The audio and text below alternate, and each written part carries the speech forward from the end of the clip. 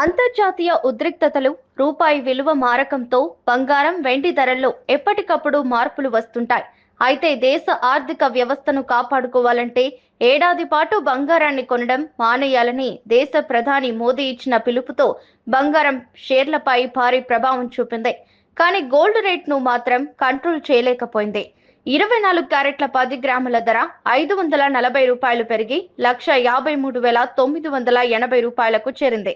అదేవిధంగా 22 క్యారెట్ల 10 గ్రాముల గోల్డ్ రేటు రూ. 500 పెరిగి 1,41,150 రూపాయలకు చేరింది. ఇక వెండి అయితే బిగ్ షాకే ఇచ్చింది. ఒక్క రోజులోనే 15,000 రూపాయలు పెరిగింది. దీంతో చాలా రోజుల తర్వాత కిలో వెండి రేటు 3 లక్షలకు చేరుకుంది. ఇక ఈ 2 రోజుల్లోనే వెండి ధర బగ్గుమన్నది. దీంతో ఏకంగా 20,000 రూపాయలు కిలో వెండి మీద పెరిగాయి. అయితే ఒకేసారి బంగారం, వెండి ధరలు బగ్గుమనడంతో కొనుగోలుదారుల్లో తీవ్ర నిరాశ నెలకొంది.